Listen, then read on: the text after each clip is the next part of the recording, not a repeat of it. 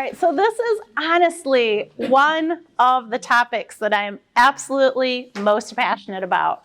As a realtor who specializes in downsizing, I see firsthand the challenges associated with excess items. When I work with someone who has decided that it's time that they desire to move, might be for a good reason. Hey, I'd like to be closer to my grandkids. It might be a more challenging reason, such as, my health and mobility is really dictating the fact that I should probably move from this house.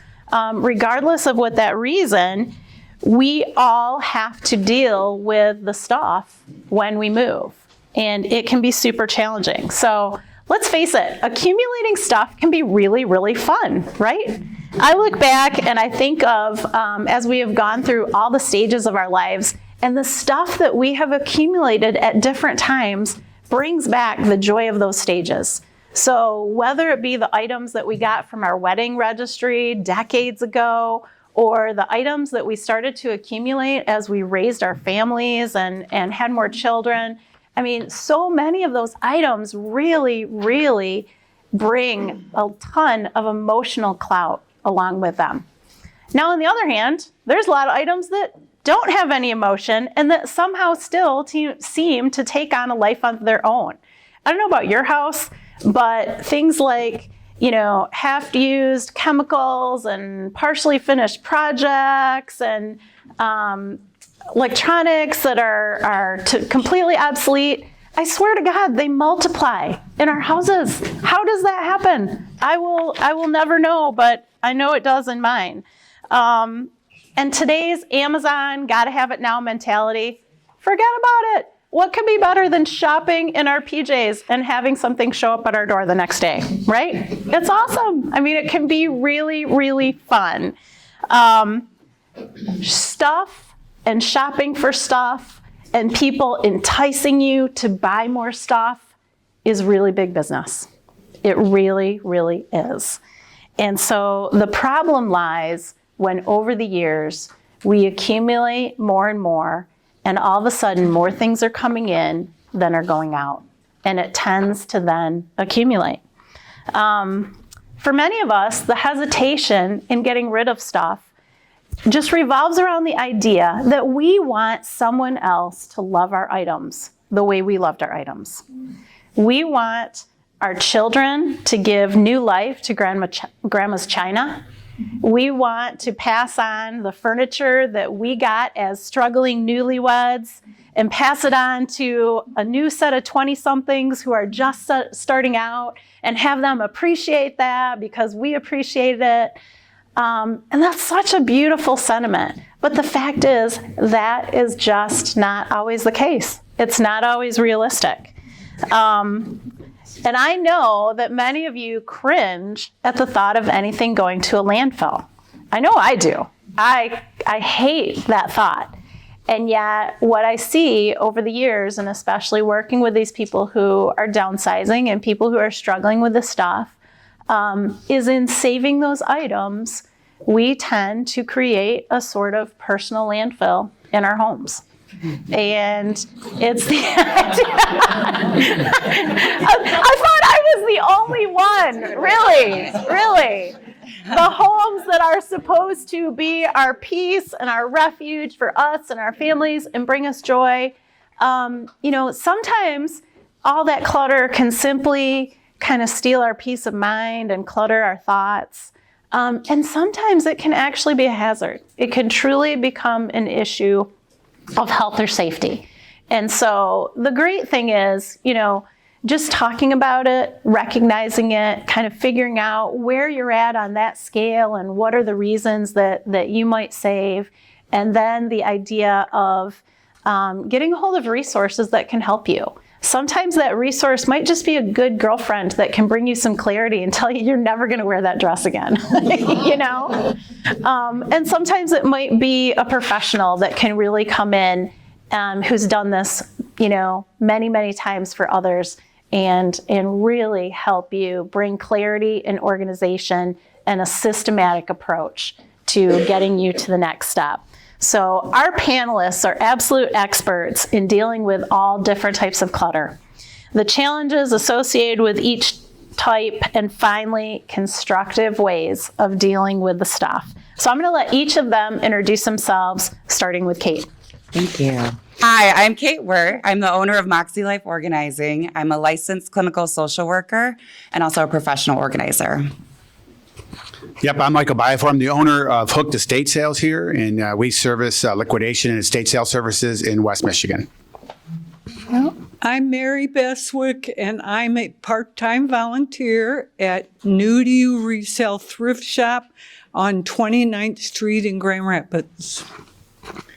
And I'm Kevin Stephen with COMPRENEW, Director of Customer Service and Inbound Sales, Electronic Recycling, Refurbishment, Data Security.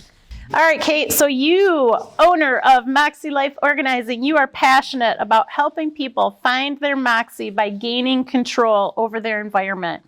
Tell us a little bit about what it looks like when you can watch a person that you're working with go from chaos to peace by letting go of some of these excess items. Absolutely. I will say that this is not a thankless job.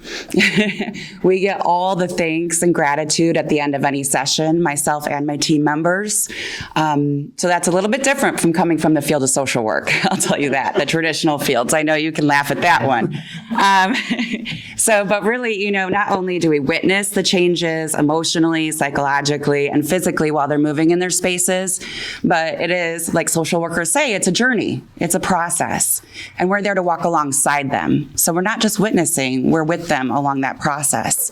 Oftentimes we'll find that maybe family members or friends may meet with some judgment, or they may say, I call it shooting on them. You should get rid of that. You don't need that.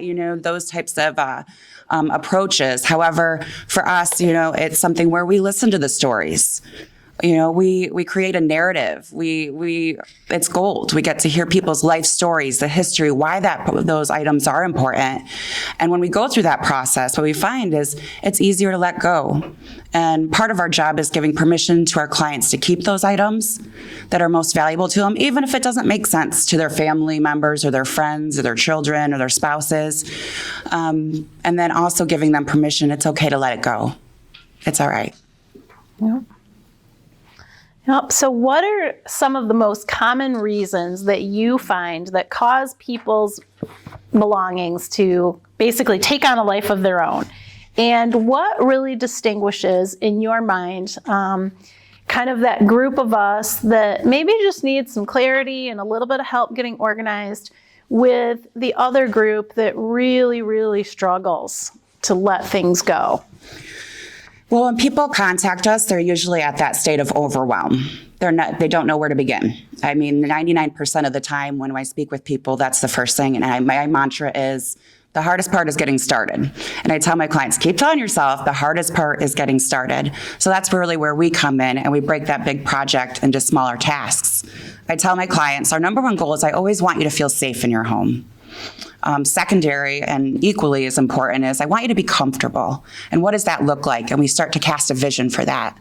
Now, the psychology behind stuff is very deeply psychological. It's very deeply emotional. And it's not just through my practice, but there's tons of books out there that you can read about studies. And we know that hoarding behaviors is becoming more prevalent and does tend to be more prevalent in our senior communities. However, that's something where we work with individuals to kind of work through some of that psychology. One thing you mentioned was the landfill, and talking about going to the landfill is something where, we fortune tell. We say, if we give this away, they're not going to appreciate it. They're not going to love it as much, but we don't really know. So starting to work through some of that process. We utilize a harm reduction model. So it's okay. I'm not concerned about people having excess stuff, and people think, you're an organizer, you must be a minimalist. I am not. So I have stuff too. However, we look at, are there fire hazards? Could you get out safely through a window if you needed to? Do we have 3-foot pathways in our spaces if we need to move a walker through? Do we have a bunch of papers around the stove or things around the furnace, combustibles? So utilizing that harm reduction model and knowing that it's not all or nothing. We're not in there necessarily to make it look like a Pinterest photo. I joke, we can do that, but the Pinterest trap is dangerous. But again, just circling back is that we want you to be comfortable and we want you to be safe in your homes. Yeah. And that, you kind of answered two questions at once, but we really, a lot of times in moving, when I've got somebody that's moving, I absolutely am calling in, professional organizers of some sort to help us change the look of that place and reduce those items. But just as often, it is for the reason that somebody is wanting to age in place and they want to make sure that they have that mobility through all those areas of their home, and just the peace of mind. I mean, even for seniors, as you start to get older, in December, I'm doing one on managing your household finances and bill paying. And there are so many reasons to help get organized that are going to simplify your life, regardless if you're ever moving. And that really can make a huge difference. So I often hear from clients that when they're starting to downsize their possessions years before, that they're doing it as a gift to their grown children. And is this something that you've experienced, and do you have any personal stories that you can share? Absolutely, we do. And I mean, oftentimes we get those calls of concerned family members, or they may purchase a gift certificate for a family member to help them get started. There's actually a great book out there that's a very easy read called Swedish Death Cleaning. I know it sounds very dark, but it's very much so about making some of those decisions. Swedish Death Cleaning. So Swedish death cleaning. Death. Yeah, it sounds very dark, but it's actually a very enlightening process where you take a look at, the belongings in your home, and you're creating a system for who they're going to go to, and outlining those items. And so that's often something we do, is we put aside items for families. Are we still laughing at the Swedish death cleaning? I know, I could start my own. Death. Deb, yes. Death, like die. Yes, die. Yes. We were cleaning decks. Yeah. Well, for me, it would be Dutch death cleaning, but Yes. it's just another approach to organizing. It's another mindset. So managing that mindset of what is the purpose that you're doing this? And I do want to bring up that when we work with clients, they get so stuck on the things they think they should get rid of. And we like to use a value system. So start with what's most valuable to you. And this can be tangible or intangible. Maybe your china is valuable to you and you want to keep it even though it's not in use. And that's okay. And then maybe you say, I want to have my grandkids over. COVID hit us a lot of us hard. A lot of us accumulated things. We want to have company over again. What's going to be, that motivating, that why factor for those items? And oftentimes family in the years to come, while aging in place, is creating space for those new memories. Yeah. And I also see the flip side of that. Now, next month, the presentation is going to be I survived my downsize and lived to tell about it. So I'm going to do a little plug in there. But so often, one of the people on my panel is actually going to be a grown daughter who helped her mother, transition into senior living. And the fact is, very often I am working with these grown children who are helping their parents transition. Often at that point, it's the parent is fairly old and is not participating much in that move. And then it is left to that child to go through this lifetime of items that was owned by this person. And I will talk to these people and they're like, I haven't slept in weeks. I haven't seen my family in weeks. It's a chore. So yes. Truly, that idea of doing this while you guys can make the decisions on your own items is really, truly a gift that is going to keep giving. And I'm glad to you your brought children. that up, Laura, because it's a very difficult discussion to have. And we do go into the homes afterwards with the family members. And they're at that point of overwhelm where I don't know what to do with this stuff. We have to help them seek out what's valuable, but they're just so overwhelmed by it. Yep. So this learning series is always about how and where older adults can really make those decisions to live their best and safest and happiest lives. So what are more of those safety items that you have come across as you've worked with people who have too many items in their home? Well, we always look at activities of daily living. So, are you able to cook? Do you have counter space, which can be difficult for people because they want things visual where they can see them and they can easily reach them. Again, looking at, are you able to get in and out of your tub, easily, or are you having clothes hanging there? Just to give you some examples. Can you get in and out of bed okay? Are you able to access your pull cord if you have a pull cord on site? Other things are, trip hazards. That's a big one, is that everybody loves rugs. I love rugs too. I love rugs and throw pillows, but rugs can present also as a trip hazard. Again, the difficult thing, I think, especially a lot of my clients, regardless of their age, is that they like to have things visual and accessible. But what becomes difficult is that if we have everything visual and accessible, we start to lose that counter space, and things start gathering around the stove or in the stove. I've seen it all. You think I'm joking, but I've seen it all. But, so those are some of the different things we address, is making sure that they can successfully and safely complete their activities of daily living. Gotcha. Okay, so we're going to move on to Mike. Mike, let's talk about today's trends in estate sales. So what are people buying and what items tend to be the most challenging to sell? Yeah, so things have changed a lot over the last couple of years in estate sales. Obviously, you have the core home goods, decor, tools, kitchen items, they always sell. But actually what's hottest right now is probably everything that a lot of you have grown up with that has come back. And it's anything that's retro or anything that's now mid-century, whether it's furniture, whether it's clothing, albums are back, anything that relates back to the 60s or 70s or 80s or 90s are real hot commodities right now. They do a lot of the, most of our sales are driven by a lot of mid-century type items or what people might call antique or things like that. The tougher items to sell nowadays, I hate to break it to you, are anything that was collectible back in the 70s, 80s, 90s, not collectible anymore. Whether that's Hummels or China or crystal, all those things that you've probably hung on for a very long time, thinking that someday that was going to be the big payday is not the case. I mean, those things are very difficult to manage around. Same with large pieces of furniture, china cabinets, large buffets, large bedroom sets. People just don't purchase those items too frequently nowadays. A lot of the younger generation just doesn't have the space for those type of things, so they're difficult to transport and they tend to, be a little more difficult to sell. But that's kind of what's going on right now in the market. My Hummels were supposed to be part of my retirement. Are you kidding me? Heard that one before. Oh, can't believe I almost that. hated to say that because I thought there might be a little bit of a revolt, but generally, yeah. The collectible items today are more forward towards, old video games and electronics. Those are more collectible items now than what they used to be. Yeah.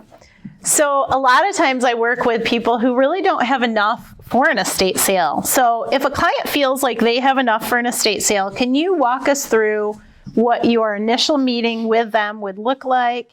And also, what are some of the very best practices that clients who think they're going to have an estate sale should follow before they meet with you? Yeah, so typically what happens is, what I'm interested in when I go out on initial consultation is really to get a good idea of, one, obviously the items that are in the house, and what needs to be sold and what needs to be not sold. And one of the things that I really talk about, yeah, sure. One of the things I really talk about is, it's your stuff. So please, if you want someone in the family to have the stuff or whatever, make sure that a loved one gets it or things you want to keep. We need to separate the items in which we're going to sell and the ones that we're going to keep. That's probably the main thing, is the type and number of items so that I can get a good idea about what I need to do from an estate sale standpoint. The other thing too is I walk the customer through the process so they understand how things work.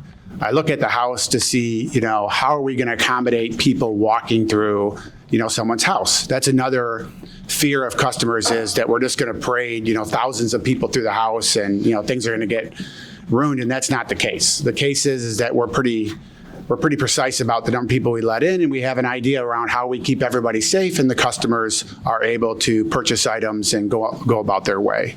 And then just, the best advice I would give for people who are thinking about having an estate sale is call someone like myself and just get an idea of how the process works before you make any decisions. They're pretty turnkey processes for owners. We do basically everything, and then don't throw out anything till after I get there. Yeah.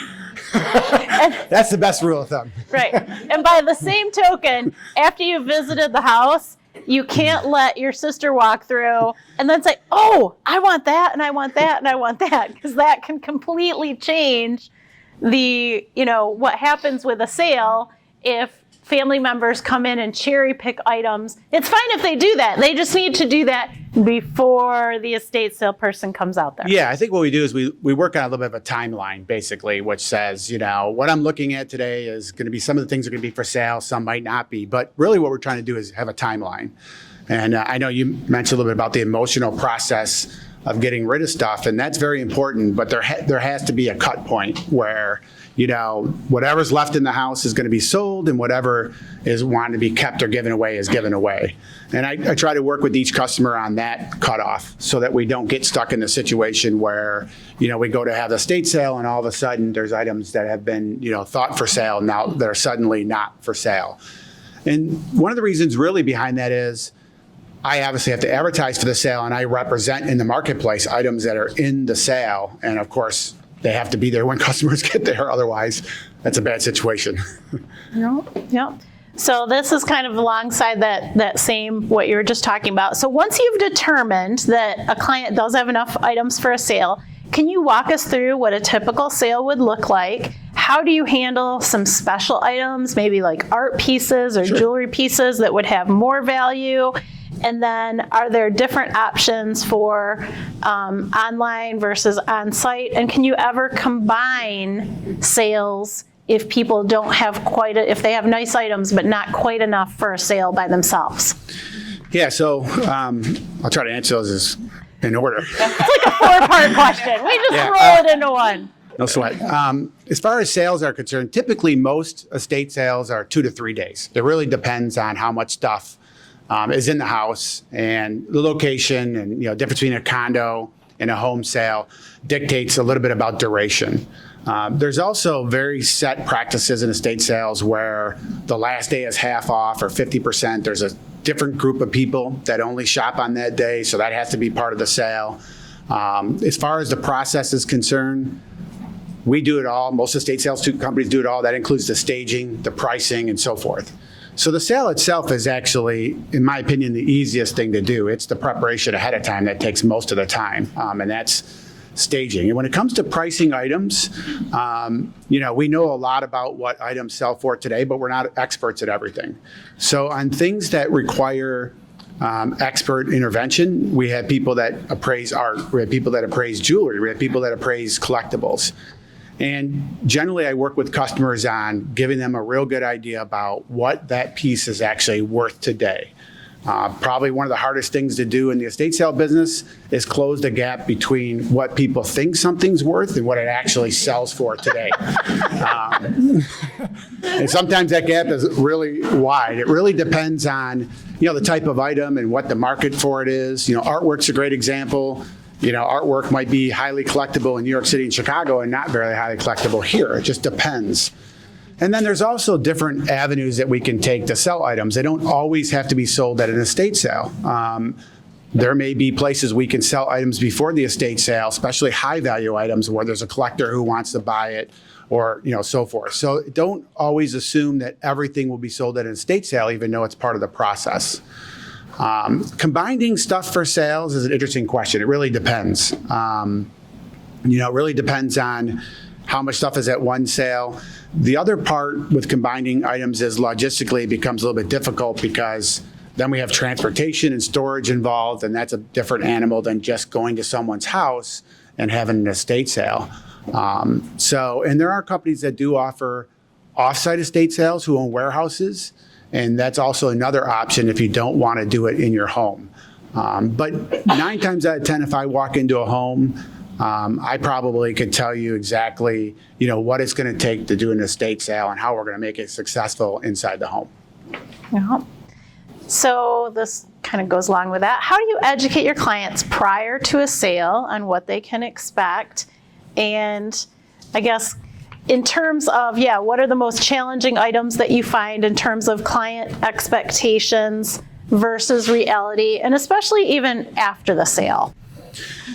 Yeah, so we kind of talked about that before, about closing that gap of what things are actually worth today. I think that's one of the hardest challenges. The other thing too is, just setting the right expectations on the things that we can actually going to sell successfully and things that will probably be left over. I think that's the other part, is there will always be things that are left over after an estate sale. I wish I could sell 100% of everything, but that's generally not the case. So we always have items left. They tend to be the items I spoke about before, or pianos or things like that. And after the sale, what we need to work on is how do we dispose of those items, in the most, the best way possible. Again, I want to avoid landfills if I can help it. So donation services or ways that we can have those items, sold afterwards. So the estate sale doesn't necessarily end at the sale. I generally work with customers afterwards on maybe something just didn't sell to the estate sale, but we can find another way to sell it afterwards, or how do we dispose of items, that didn't sell, and dispose of them responsibly, to make sure that they go to a good home or get donated appropriately. Great. And then when it's all done, at what point do you leave, and then at what point does the homeowner take over? Yeah, so typically I leave about a 5-day window in there after the sale to do quite a few things. One is to settle up on the sale. Obviously, we have money involved in the sale, so we need to financially close that sale out and get money to the estate owner, the homeowner, or whomever. The second thing is we also have a little bit of time in there to make sure that the house is cleared out properly, if it's a place that's going to be sold, or so forth. And then time to be able to sell some of the items that maybe didn't sell during the sale. We can find a different avenue. So, but generally all that can be done in 3 to 5 business days. From start to finish, you're looking at about 2 weeks to 2.5 weeks from start to finish on a sale. I think the hardest part, I would say, or things to think about would be, don't call estate sale companies and say you need to be out of your house in 2 weeks, because we won't be able to do it. You got to have a little bit of lead time in order to get things in order and advertise for the sale and be able to have a successful sale. So think about that ahead of time. If you're going to be vacating a home, or someone's going to sell a piece of property, it's probably best to consult with an estate sale company or whomever you want to do business with ahead of time and get their timeline first, so you can manage that smoothly. Oh. I will tell you that as I'm working with people to, sell a home and transition, that's one of the biggest parts of what I do, is sitting down with that seller and simply making a plan and figuring out what others do I need to pull into this plan as resources. And very often it is an estate sale person. Very often it's someone like Kate, or a professional organizer, or what we call a move manager, that might fill in the gaps depending on what the family has available for resources. You might have, someone like Kate who's even coming in before the sale to help them make those decisions and figure out, family members that are getting things, and even help make the transition of items to different family members that are not going to be sold in the sale. And then being ready to jump in after the sale to finish boxing things up, helping get things donated, helping, anything that might be not sellable, trash, whatever. There is a lot of work, and it's always that idea of it's a big job to set that time frame of what needs to be done and who is going to do it. And you don't ever want to assume the people that I work with that think they're going to handle it all themselves. Generally, it doesn't go well. Nope. So it is much, much better to pull in as much resources as you can. So, all right, great. Well, we're going to move on to Mary now. So Mary has been a longtime volunteer at New to You Resale Shop. I love that place. I've been there many, many times, both shopping and donating. And so tell us a little bit more about why you decided to volunteer there, how many years you've been there, and how many volunteers does it actually take to successfully run the store? How many of you know where New to You is? Yay! Hey, all right. There's only one. Oh, me too. And I got this blouse there. Well, it's on 29th Street. And please come if you haven't been there. I have brochures if anybody wants one. Anyway, the store's been there 18 years. It supports Grand Rapids Christian Schools. It's nonprofit. I've been there 14 years after years in retail management, and then my husband and I owned a business for 10 years as well. I decided I wanted to give back, and I was trying to think, where can I volunteer? Not at a hospital. I'm not medically inclined, sorry. Anyway, so what have I got? A retail background. I had shopped at that store and I was impressed with the cleanliness and the friendliness. Walked in and asked if they had any openings. We always have openings. Anyway, and I love working there. I work 3 3-hour shifts a week. Some people only work 1 shift a week. Anyway, we have, I think, around 170 volunteers, believe it or not. Believe that. Keep in mind, not all of them work as much as I do. Some might work 1 day every other week. Some might work less than that. And because we're all volunteers except the manager, she has to cover shifts like a cashier shift. And when you're a volunteer, if you want time off, you just take it. So put yourself in her position. That's tough. So we all try to work together and be fair, and I've made a lot of friends as well. Awesome. That's a lot of volunteers to run. Yes. You really Yes. don't always think about that when you're walking through the doors. So walk us through the process, Mary, of exactly what happens when items are dropped off. And what do you wish you could say to people who are donating? So I just want to say that this is a safe place, and I want you to speak freely and let it all out. Well, my assignment is usually pricing housewares in the back. But I have worked in every section of the store except the electronic section. And I also work on the back door a lot. Our donation door is open 10 to 4 daily, but the store is open till 7 at night. We get so many wonderful donations: clothing, jewelry, housewares, toys, sporting goods, books, electronics. But we also get, excuse the expression, junk. A lot of people mix their junk in with their good donations. And we have to touch every item and sort it. You don't want to put it in the landfill? Well, guess what? We have to. Because if we put some of the things we get on the shelf, for example, a hairbrush full of hair. I'm serious, and I've seen those more than once. Clothing that smells like cigarette smoke. If you're a smoker, not my business, your clothes stink. You might not think so, but they do. We cannot sell them. We do not send items to the dry cleaners. And we do have a washer and dryer, but we cannot wash everything that comes through the door. So we try as much as we can to recycle clothing items to other charities that even send them to Haiti. But they don't want some things. They don't want things with lots of stains or torn or missing buttons. We get a lot of men's dress shirts with ring around the collar. It doesn't wash out. So these are things that we prefer not to get. We get salt and pepper shakers filled with salt and pepper. And I can't tell you how many sneezes I've had over that. Anyway, we get candles that are burned halfway. Those are trash. We don't sell them. So please be kind about some of the donations that you bring. No.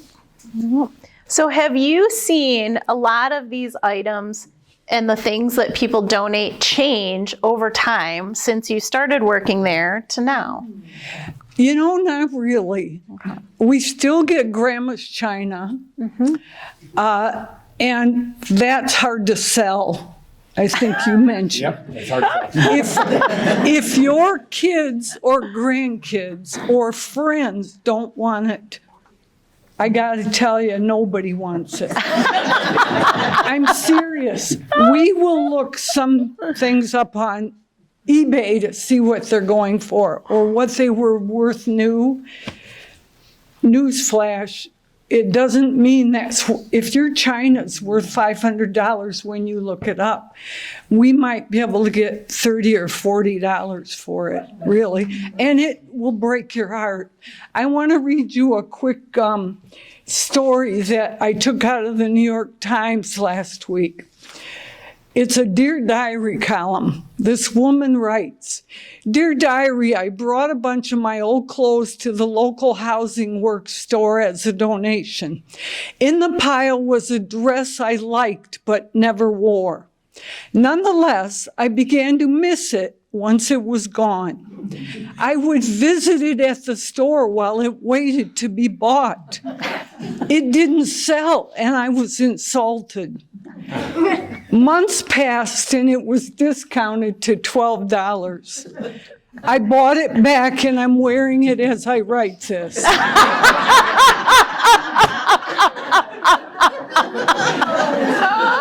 I laughed when I read it because our possessions have a life. Some people call them by name. Your Beanie Baby collection isn't worth anything. We sell them for $1. Do you remember Department 56? You go to Eastern Floral and they had this gorgeous Christmas display with these little village houses and little people and cars. A gentleman pulled up. He opened his trunk.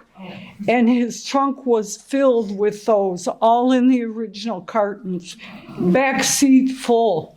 He said, "My wife passed away and she loved these, but I don't know what to do with them. I tried to sell them online and I'm not up to the task.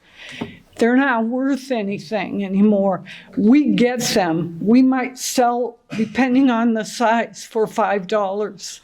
And it probably costs $85 or $110 brand new." So the collections, I think Mike mentioned that you think are valuable, the Hummels, precious moments. Sorry, we sell them, but we try to sell them. Let me put it that way. So you have to take a serious look at what you own. And before you decide to take something to a resale shop or to donate it, say to yourself, if I saw that on the shelf, would I buy it? Have a trash pile, a donation pile, and a giveaway to somebody you love pile when you go through things. Great advice. How about cleaning supplies? We take them.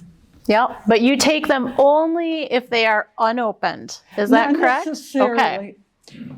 We will take partially used cleaning supplies because we can use them at the store. Dish soap, we have a sink, we have a dishwasher, in addition to the washer and dryer. So yes, we do not want things like gas in gas cans. And we get them. We can't even have it in the building. Some people will donate kerosene lamps, and the lamp oil is in them.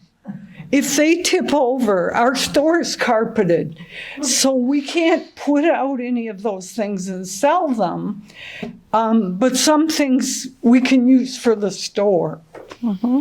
How about half-filled cans of latex paint? Because every house I sell seems to have 20 of them because they always think that the new buyer is going to appreciate That's a big no. all of the paint. You have to recycle your hazardous chemicals.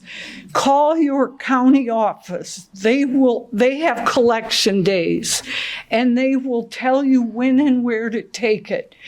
I would recommend you not hang on to them. Because again, the more you have, the harder you're making it on your heirs to dispose of things. Yep. My next door neighbor passed away last summer in the house, and then his wife couldn't stay there because she had dementia. So the sons, who live out of state, had to come and clean out. And they had a real hard time. Luckily, when they found out where I work, I was able to take some things for them. But they dealt with the half-full hard cans of paint that hardened or didn't harden. Anyway. There's a lot. So there's a lot. Be it's kind to chore. the places that you donate to. Yes, yes. Because what you don't put in the landfill, we may have to, and we pay to have our trash hauled away too. Yeah, it costs good money. I mean, I honestly, people who haul trash, and also I have made many trips to the dump myself. It's, not a lot of fun, but very necessary. So how do people go about donating to you, and what is the process and time frame for scheduling a pickup of different things? Okay, as I said, our donation door, which is on the front of the store, clearly signed, is open 10 to 4. You can pull up and bring your donations. We also do have a pickup service for furniture. If you have some cartons of things along with the furniture, they will usually take it. You have to contact us regards the furniture. Again, we don't want soiled, torn, worn, extremely outdated things. And we also cannot legally sell mattresses that are used. Oh, just so you know. So if you want to donate furniture, you think you have some things that are worth selling, you need to call the store, or you can go online. The website's here, and often our manager will ask you to please send a picture to her of what you have. Remember, the fellows that do the pickups are seniors and volunteers. They cannot climb the stairs to your second floor bedroom to take down the furniture. If you donate to New to You, it has to be in the garage or outside on the day they come, and they will be happy to take it then. And our store only has pickups on Wednesdays and Thursdays. In the greater Grand Rapids area, we don't go to Greenville or Ionia, places like that. So Awesome. And I think that for most of the donation places that I know of, similar rules apply, where they want to make sure that anything that is going to be donated is in the garage, or sometimes it can be inside, but literally on the first level where there's, no stairs or anything to get that out of the house. So that's a big thing to think about. All right, so we're going to move on to Kevin, and he is from COMPRENEW. And I'm telling you, those electronics, it's really hard because they change so quickly, and we just end up getting so many, and it's hard to figure out what to do with them. And then really, until just a few years ago, I had, no idea that places like COMPRENEW existed. So what are the most common things that COMPRENEW handles that can be recycled versus donated or thrown out? And can you give us an idea on what the cost is? Yeah, so COMPRENEW is a nonprofit electronic recycler and refurbisher. We've been doing it for a little over 30 years. We have 3 retail stores, one in Holland, one off Plainfield, and one off 28th Street. Some of the things, we pretty much take anything with a cord or a battery besides the large home appliances. So bulbs, batteries, computers, audio-visual, networking. As a nonprofit, we try to take as much as we can that some other IT asset disposition companies won't take, because it's part of our mission, and there's a lot of stuff out there that a lot of these other companies don't take. But the main things, laptops, desktops, televisions, stereo systems, but even, hair blowers, hair dryers, toaster ovens, all that stuff has electronics, has metal, plastics, cables. So those are the main things that we take. Gotcha. And I wouldn't even thought of some of those other items.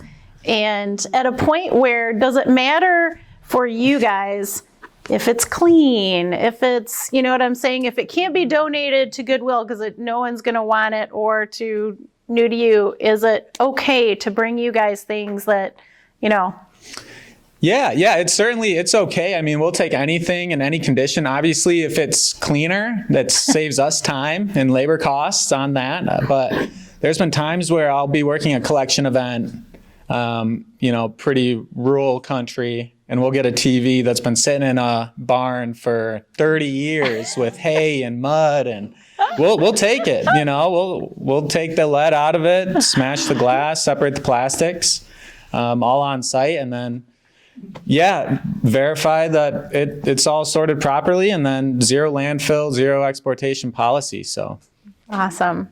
So a lot of those older electronics can be huge and heavy and cumbersome. I remember the television when I was growing up was bigger than this table. So do you have some programs or resources that are available for seniors that want to get rid of those items, but absolutely would not have the opportunity to bring them to you? Yeah, definitely. We have a program called COMPRENEW 2U. I was hired just after COVID, and I pioneered this program just because life changed really quickly. And even before COVID, there's a huge need for heavier electronics to be picked up in households that they're unable to move them. So with COMPRENEW 2U, we can come in, we can take those large printers, those large TVs, the old CRT fat TVs, projection screen TVs, anything that is either in the attic or the upstairs or the basement, we can come in, we can take it out for a transportation labor charge of anywhere between like $30 and $90, depending geographically where your house is. And then on top of that, there are some costs for negative value hardware that does have toxic chemicals or toxic metals in them. So like flat screen monitors that have mercury tubes in them. Some pricing for those, small, less than 27 inches diagonally, is $6 to recycle. Medium size, which is 27 to 55 inches, that's $15. And then 56-inch TV and above, these are flat screens, the thinner LED or LCD, that's $20. The really old, fatter CRT TVs, 7 to 11 inches is $7, 12 to 16 is $10, 17 to 18 is $15, 19 to 22 is $26, and it kind of keeps going up to 38-inch to 42 is $60. Mm-hmm. So there's like 10 to 15 pounds of lead in each of those old TVs. It's super harmful, and it can leach into the soil, the water, and if not properly handled, it can cause a lot of damage. So that's kind of what you can expect from a cost standpoint for the screens. Anything else is pretty much 45 cents a pound to recycle. Batteries are $2.47 a pound. We just had to raise that up because for a long time we took a lot of stuff for free. and that just wasn't sustainable internally for us. So we've really looked closely at our pricing and our downstream, and in order to cover our costs, this is what we have to charge, given the current state legislature as well. So. No. So you kind of answered the next question. So really just some, that's okay. More of the positive things that can come out. Because I know that what I find a lot of times my clients, it's challenging to have that thought of having to actually pay to get rid of things. And that can definitely be a deterrent. So talk about a few more of those benefits of recycling and why it is so important, and anything else that is positive that COMPRENEW is able to do through these programs. Yeah, so in the state of Michigan, Michigan's one of 25 states that has a OEM program where the manufacturers pay for a portion of the recycling, but it's a very small cent on just the material, whereas the bulk of the cost is transportation. Whereas like California, it's kind of like a bottle deposit program where it's all built in when they buy the electronics up front. That end of life cost is built in. We don't have that here, unfortunately, which stirs up a lot of things because you'll pay, $1,500 or $3,500 for this unit, but then you're going to have to pay an additional charge to recycle it. It's a blindsided cost that not a lot of people think about, but it definitely is there if we're going to properly handle this toxic material. Some of the other benefits with working with COMPRENEW is we're the only nonprofit in the world that has the certifications that we do for data security and environmental protection. So when it comes to data security, environmental protection, plus the community outreach piece, we have a lot of missions and a lot of good going on. So there is a cost, but going back to it, someone will love those items because reuse is the number one thing. So we do our best to refurbish all items that come in. Plus we have programs where we donate units to low-income households, especially with students. So we've donated, I think, 320 desktops or laptops since middle of 2020. To households in need. So when you donate to COMPRENEW, your device will most likely have a second life, have a second owner, and create more economic value for that hardware rather than just getting the commodity price to recycle. Mm-hmm. That's awesome. So on your website, I know it talks about services such as mobile shredding. So does this include any documents, or is this just electronics? And along with that line, and you mentioned security, what are the steps that either seniors or anyone should take before they donate something like a computer that has your personal information or items, what you guys do to make sure that any private information within that item is safe?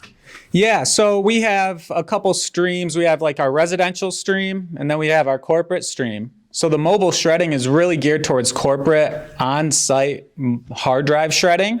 We don't have any mobile paper shredding yet, but you can drop your paper off at one of our locations, and then it'll be shredded at our home base, our headquarters.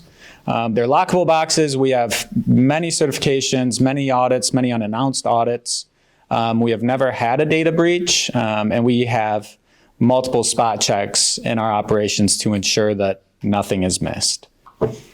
So when you're looking at cleaning out that drawer full of electronics and you see there might be a phone, you don't really have to take any extra steps for the data side of it. You don't have to plug it in and wipe it, but definitely want to look at the old photos and see if you want to keep those old photos. But all that stuff, you can take your units into COMPRENEW. We can help with the data transfer of those files for a charge as well. Basic bench fee's $15.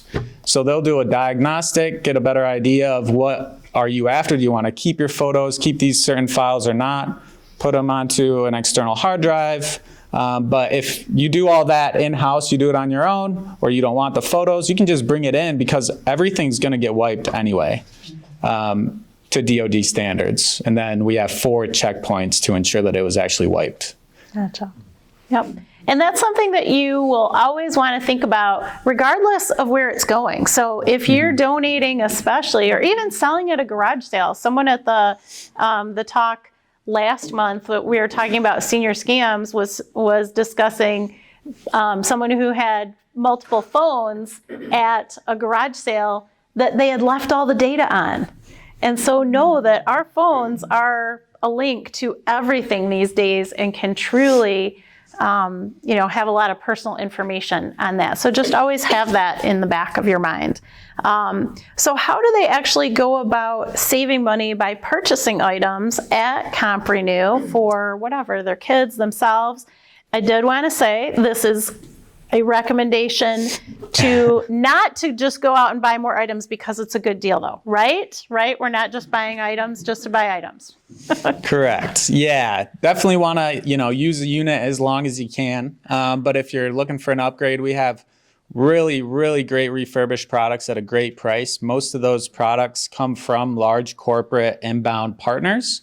So they've only been used 3 to 5 years, very strong units. And there's a 15% off discount for senior citizens as well. And we just started a loyalty program too. So when you recycle with us, you can actually earn credits as well. And then those can build up and you can get, that new charger or that set of headphones, and recycle your old ones at the same time. Awesome. All right, guys. Well, you know what? You have heard it from the experts. Your kids don't want your stuff, all right? So that's really and your Hummels look pretty on the shelf, but are not going to be part of your retirement. So it's all good. We just want you to really be encouraged to think of the end result of these decisions don't get easier the longer that you wait. Okay, that's one thing that as I speak to people about downsizing and they really look at the amount of work, whether it's downsizing simply your items to live safely in your house now, or whether it's downsizing a whole house for a move. If you can keep one thing in the back of your mind is do it now. At least get started. Just like what Kate was saying, the hardest part is starting, and it is a process, and it is often a long process. And it is a gift to yourself. It's a gift to yourself. It's a gift to your family members. It truly is. You want your house to be a place of refuge and safety for as long as you want to be there. And the sooner that you are able to tackle some of these things in, a responsible way that also turns around and helps others. As you can see by all of these guys, there's so much good that can come from eventually, donating your items, and even if there's not necessarily a new life to the person that you were hoping would love it, hopefully it can be put to good use one way or another. So I'm going to go ahead and I'm going to open it up for questions now. Anyway, I'll try to narrow it, give other ones a chance. Okay, so it has to do, one of them was about dolls. What about dolls? Are they selling good? Because I noticed that because my aunt passed away and left a collection, and she paid buku dollars for them, as you know. And she had like around $500. I got quite a huge collection. And when I go to the local thrift shop, there's something only like $6, and it's like, what? So what say you? Is that one of the items that's real? Did everybody hear her question? No. Okay. Sorry. She mentioned that an aunt had about 500 dolls, toys, and now she has the collection and is wondering if it's something she could donate. The answer is yes, but you could also try to sell them if you want to, but No, I said so. Let's talk about dowels. Okay. It really depends on the dowel. I mean, honestly, porcelain dowels with stamps on their neck or on their legs that are significant in value might have some value. otherwise. 99% of them, less than $5. Wow. Yep. Sorry, I didn't want to ruin your day. I'll just quit throwing another. Yeah. What about the microwaves? Do they sell at your place? I think everybody here, I'll just speak for myself, anything in the small appliance area sells pretty good, but obviously donations or something like that are totally fine as well. Back to the dolls. Yes, you can donate dolls, but be aware. And if you have thousands of dollars in donations, you can get a tax write-off. Oh, I didn't know that. Yeah, what is the amount? Do you It's know? like, it's, 14,000. yes, something like that. 14,000. So It's for, huge. It yes. changed during It's a percentage. Trump's presidency. Okay. But most people can't even get to that number. So you have to donate because it's something to do and it's good for your heart and cleans out your house. But yes, we would sell the dolls. And maybe some wouldn't be sellable. The other day, a woman drove up and she had these two little stuffed dolls with some other things, but she wouldn't let them go. And I thought of this article, and she kissed them. And I said, it looks to me like you don't want to part with them. They weren't worth much. I'm going to say $2 each. Just saying. But anyway, she goes, no, I'm just going to miss them. So they had sentimental value, and I get that. I own things like that. But anyway, and microwave ovens, yes, you can donate if they work, or you can take the, Yeah. Yep. Or if you take it to their first and they don't want it, we do take most of their obsolete electronics that they don't sell either at New to You. So we are I partners. have 15 grandkids and 5 children. Anyway, said that they're too scary. So microwave. my grandkid, no. Oh, the dolls. Oh, The dolls. the others. And what is grandmother's China? Grandmother's China? What the heck does that mean? Oh, The 50s, 60s, 70s, early century China, unless it has a really good maker on it, it's, again, one of those things that no one's buying. I mean, no one buys, I shouldn't say no one, most people don't buy place settings for 12 and 15 people with plates, saucers, cups, bowls, gravy boats, all that stuff Exactly. that everybody did back in the day. And they especially don't want china with a silver or a gold rim because you're not supposed to put it in a microwave. exactly. Yeah, let's do it. Yep, yep, we're gonna go back there. I have a comment. The last 3 computers that we've had have come from you. And we're very, and we've been very pleased. The other thing is that we recently changed a mattress. And the companies are no longer taking the mattress back. And we like to recycle. And there is a mattress shredder, a young man who will pick up your mattress for, I think we paid him $30 for the mattress. And he is shredding some of it. He is selling other of the parts that are metal and everything. He also does lawn care, but it's called mattress shredder. Nice, no, that's, That is great to know. We were told about it from Tulsa where we got yeah, the new mattress, and I told other I'm actually gonna write that down. no, that's great. That's good to know. Okay, we're gonna go here first and then to you, Tom. I might have done What about mattresses. musical instruments? Not just piano and organ, but others like from the 60s and things like that? Is that to me? Thank you.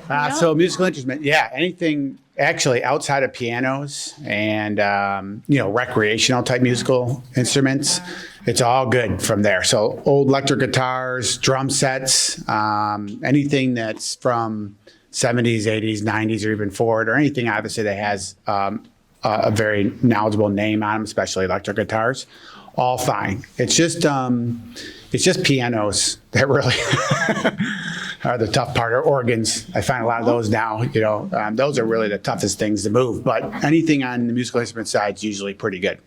Okay, thank you. Nope, here, we're gonna go Tim. What are typical fees and commissions for an estate sale? Does it just depend on obviously Yeah, so they generally are anywhere from 35 to 45. For me, they're anywhere from 35 to 45%. And what moves that number is, number one, the items that are there, because I obviously work on a commission situation, so I got to look at the value of the items that are there. Two is the amount of time it takes to stage and price the items. Sales can be pretty big. We have a sale coming up this week that has thousands of items. So you have to take that in consideration when you're doing the labor part of the job. But other than that, there are really no other fees. And that includes everything from advertising to staging the sale to having the sale and everything we talked about. Who was, okay. What about a player piano with some of the reels? So this is like Antique Roadshow now, right?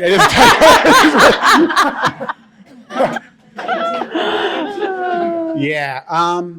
The problem with player pianos is the size. I'll be honest with you, the actual, you know how they used to have the spools of the actual music are worth many times more than the actual piano player is.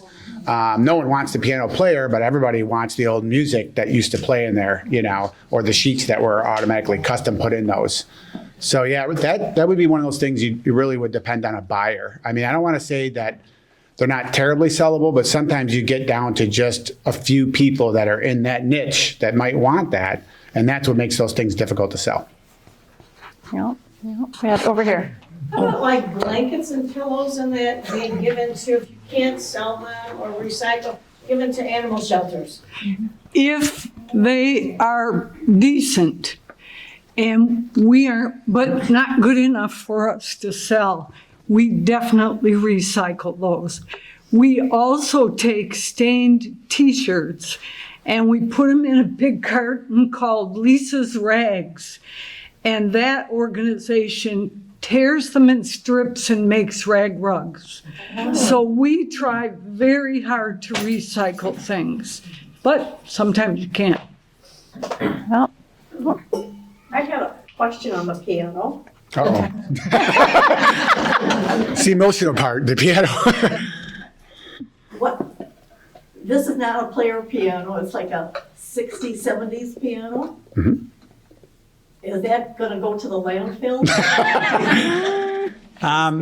Yeah, I'll talk real quick. Probably not to a landfill, but you're going to have to find someone who, really wants to have that. And without knowing the name of it, there are obviously very well-known high-end names of pianos that are always in the market, but there's also a lot of other ones that just aren't, really valuable.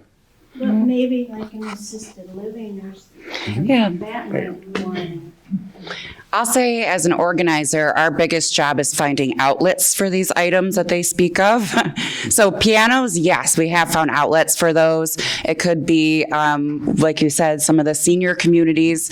Also, when you're talking about musical instruments, that's something where we've even gone to local stores or even talked to the schools about if that's something they might be able to use in the classroom. So, and part of that is that you feel good about it, if it's something that they may not be able to sell. With pianos or any large furniture pieces, it's something where they have to move it. That's part of the package deal.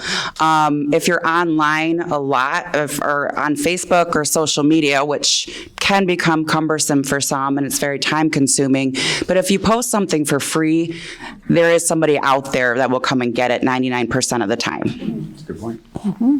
Well, I just wanted to share a success story. I had a senior call me in the last 2 weeks, and he had gone to a talk I did at Forest Hills.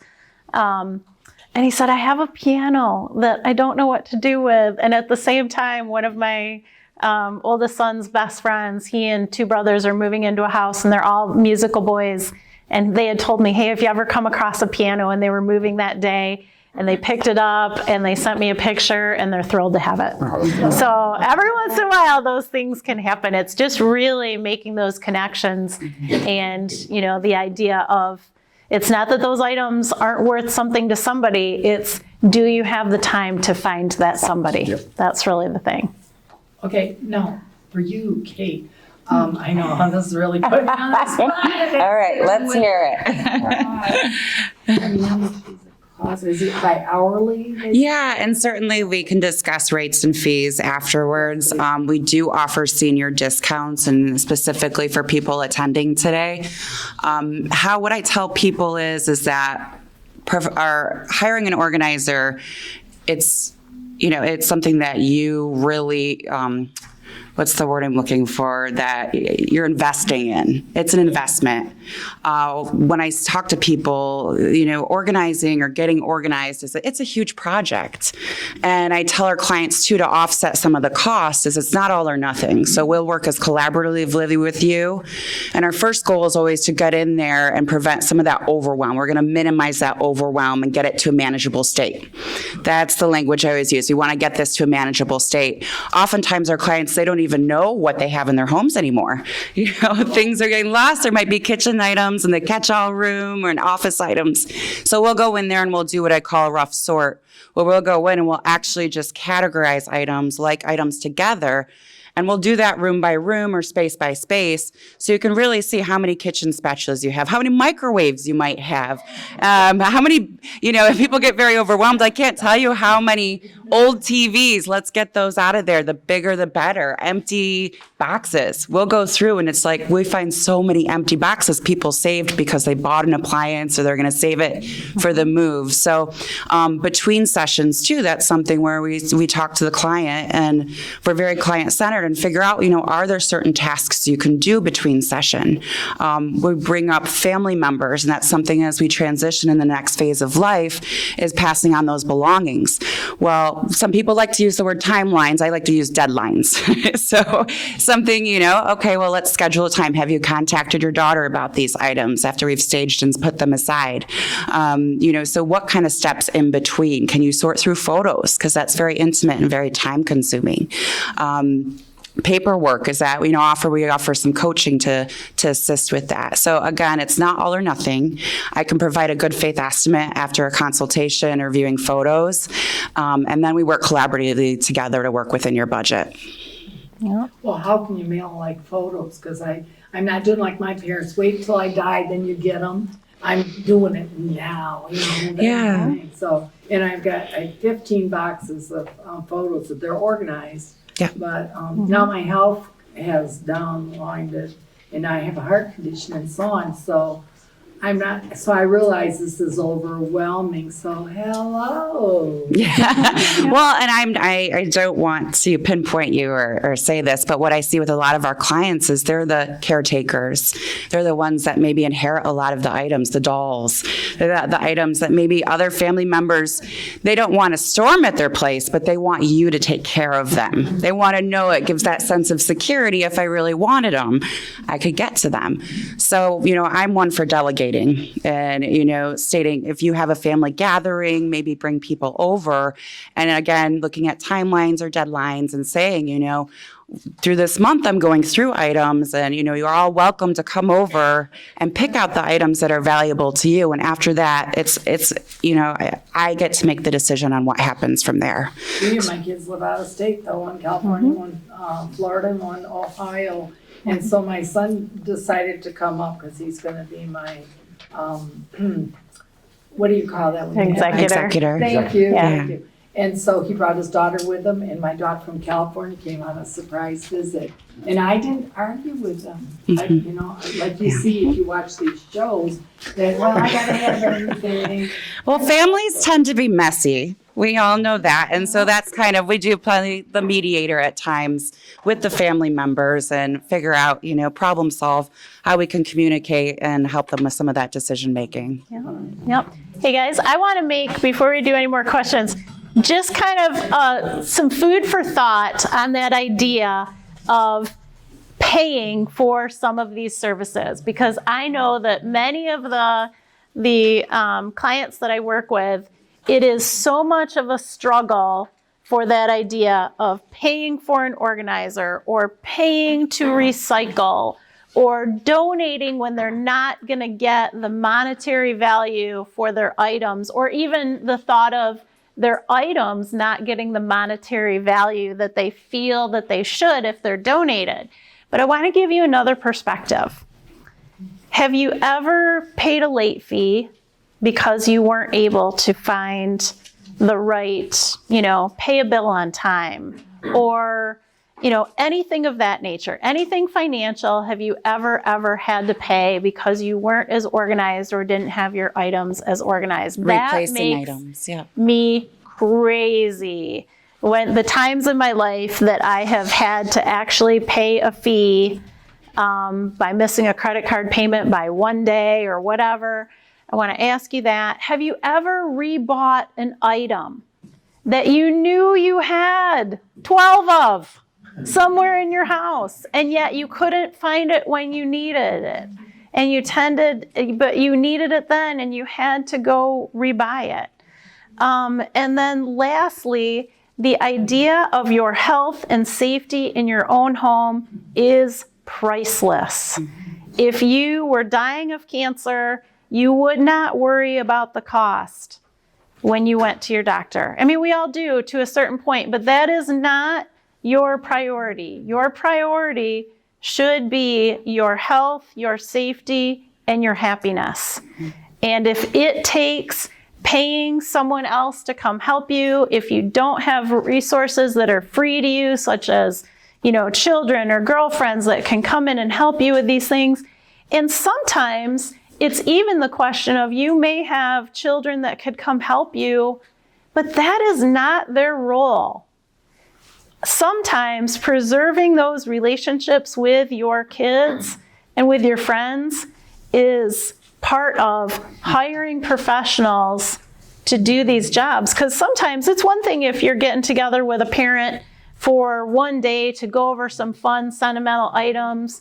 Another thing if you're taking months out of your life to help a parent who needs to transition go through those items. It's really, when you value those relationships and the end result of what you're trying to accomplish.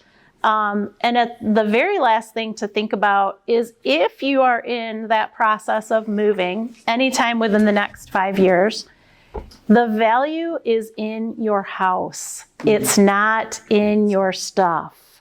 And so that idea of your home looking neat and clean and, well preserved at the time that you might list a house, that is also priceless. And people, as I'm working with people that are moving and we're talking about the stuff, I have to constantly remind them, the house is where the value is. It's not in the stuff. We're worrying about, we might get a couple bucks out of the stuff, but that's not where your money lies. Your money lies, especially in the last few years, homes are still appreciating at 12% a year. So hundreds of thousands of dollars, even if you bought what was probably a modest house once upon a time, you can't find a house for under $200,000 these days. I mean, it's very, very, very rare. And so just keep in mind the bigger picture of all of this as you're thinking about these things and making the choices that are right for you. So, all right, we're going to go 2 more questions, and then I'm going to do the drawing. Yes, is there any kind of, maybe people do it, an organization or something that would assist people in selling items online? We have these requests quite a bit. Is there a specific platform that you're interested in, like eBay or Facebook Marketplace? That's why I would need the assistance. Yes. So we're starting from the ground up. Yes, that is something we assist with, but we look at the value and what we, bill for hourly rate, and is it worth it? One thing, a huge part of our job is that education of, looking up on eBay. You can look at items listed like those, the Disney VHS that are worth $1 million. Those haven't actually sold. So there's a feature on there where you can filter through sold items and look how recently those were sold. So a big part is the education question. I've seen eBay go wrong for a lot of people.